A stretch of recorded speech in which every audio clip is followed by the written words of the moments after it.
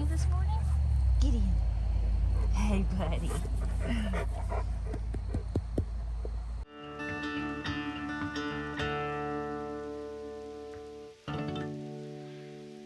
Well, good morning. It's a nice cool 60 degrees this morning. We're supposed to get rain tomorrow, so I figured today would be a good day to transplant the rest of the dahlias. So I've already started. I'm gonna flip the camera around and show you what I've done so far.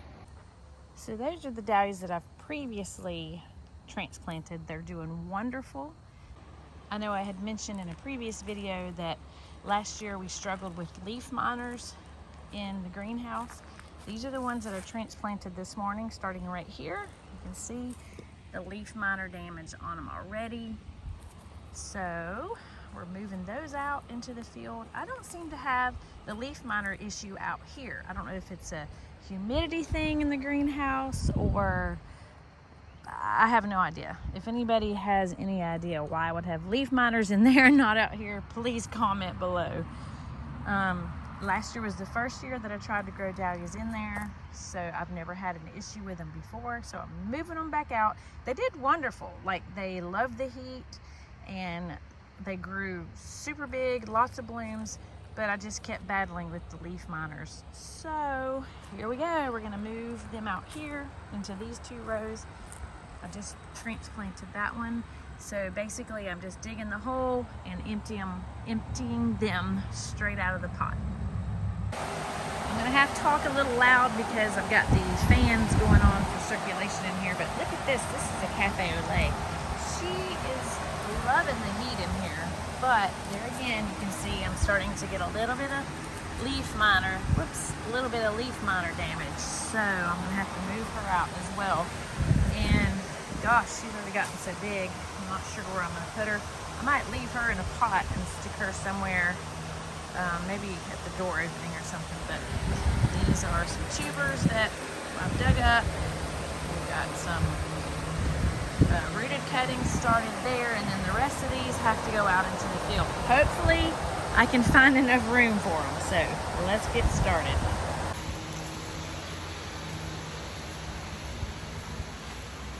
So this one, I've already pinched it, and you can see it's starting to re-sprout the new growth. It's a little hard to carry these in one hand in the camera, but I just wanted to show you the process. Okay, just sit it here, and I'll loosen up the soil in the pot, turn it upside down, basically into my hand, and then we'll set it right down into the hole.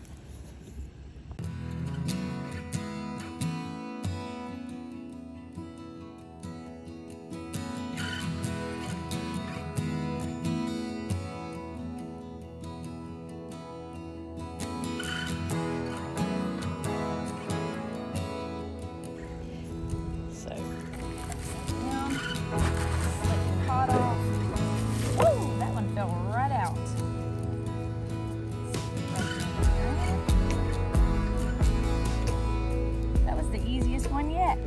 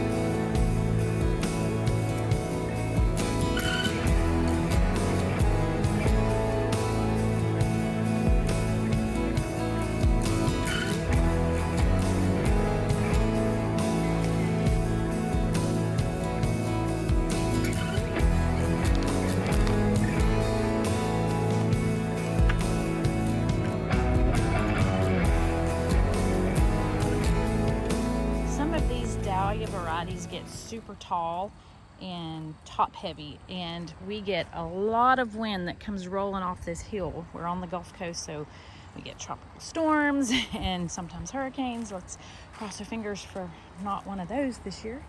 But they do get tall. Like you can see, this one already is starting to create that long stem right there.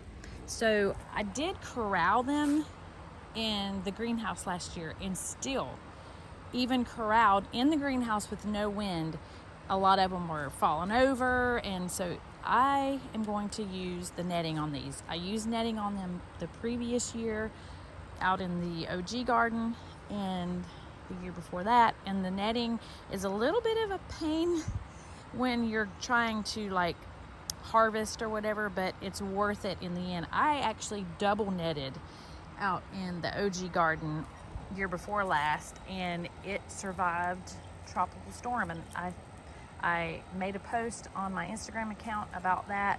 I may have put it in a video, not sure, but I showed that some of the tops broke off, like they were like 4 foot tall, and some of the little tops broke off, but the plant survived, and it didn't kill them, and it didn't knock them over or anything like that. So if you don't know what I'm referring to, this is the Horta Nova netting.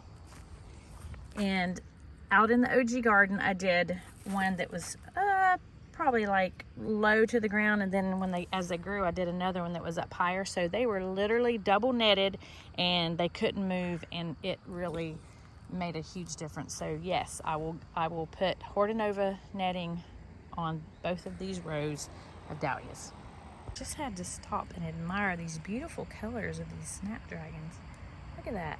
Oh, so pretty. Oh, I love that color. This is a mix, so I'm not sure what color this is, but it's pretty. You can already tell that the heat has affected these Snapdragons. We are moving into late April, and we've already had a lot of 90-degree days, so that's why I've got tiny little stalks and not many flowers on these. That's because of the heat here. These little guys, this is the second flush on these, so I'll take them any way I can get them. Love Snapdragons. Okay, we got this row done. Sweating a little bit, but they look great. So now I'll water them in good, just for the day, because we're gonna get rain tomorrow. And then I'm probably gonna come back and throw some mulch on them just to hold this dirt, because I healed it up pretty tall on this side, and it is next to the drainage ditch. Sometimes if we get a lot of rain, that ditch does spill over, so I might throw some mulch on top of that just to hold the dirt in place. And of course, I did find some tubers that separated. That one is sprouting, and I've got a lot more in storage that I haven't sprouted yet, but I'm out of room out here, so I'll probably go to the OG garden and just designate a bed out there for dahlias as well. And for those of you who are new to the channel, when I refer to the OG garden, I'm talking about the original garden. That is what I started with back in 2020.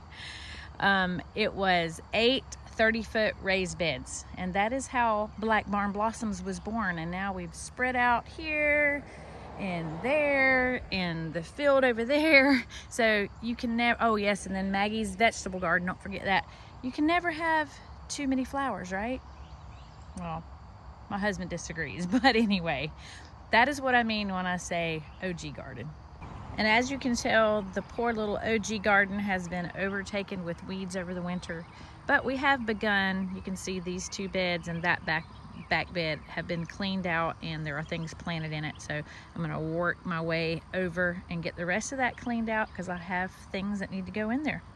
So if you want to follow along on the progress on that, remember to hit that subscribe button. There are a ton of you who watch but haven't yet subscribed, so if you want to keep up with what's going on here at the flower farm, things are about to start hopping here. It's that time of year. We'll see lots and lots of progress, lots and lots of blooms. Of course, lots of progress on Maggie's vegetable garden.